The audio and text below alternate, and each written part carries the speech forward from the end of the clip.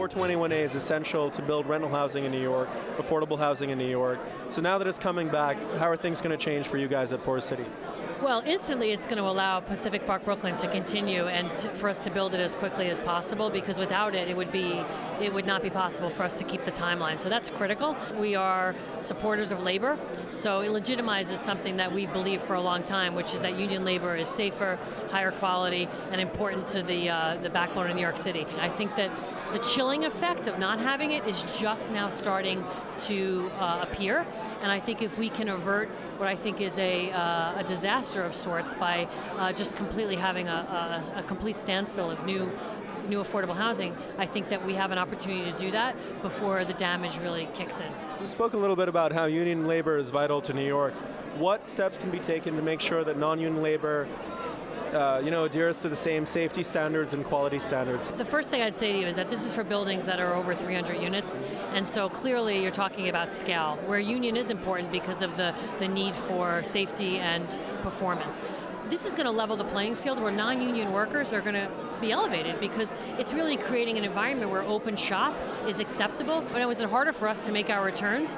For sure, but remember, Forest City's been paying 100% burdened union rates in the boroughs and building affordable housing. You still refer to yourself as a developer, and Forest City as a developer.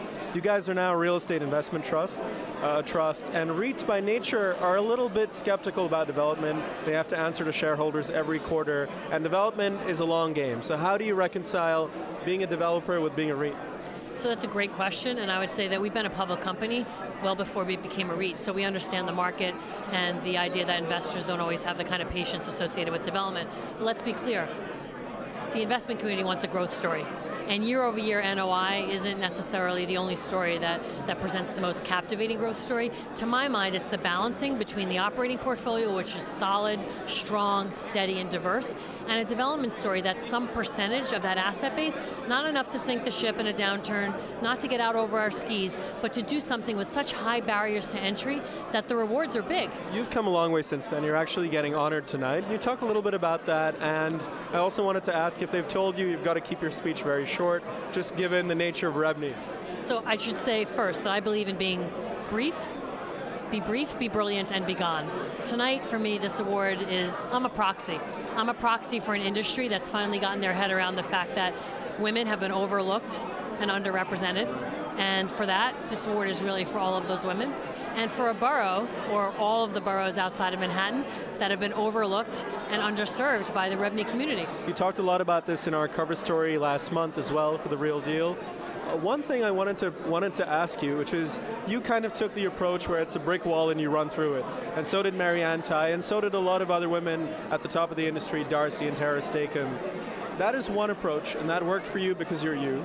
That's not necessarily going to work for everyone. That doesn't mean the support system's in place. So how are you, or how is the industry actually going to put that in place so the wall's not made of brick, but maybe just made of something a little bit softer? When people like myself can get into boardrooms, I sit on the board of Jeffries. When I'm in the boardroom and I have a place at the table, at the top of the organization, I can start making real change. And so I may not be able to myself change the industry single-handedly, but with others, as we move up in the world, that's when real change happens, because I can hold myself and the people around me accountable in a way that's a little different than if we're just a group of white men sitting in a room talking about how diverse we want to be. So do you think experience is necessary for empathy then? Because I do, and I don't think that there's a woman amongst us that wants to be brought in, included, acknowledged, or rewarded for work not well done.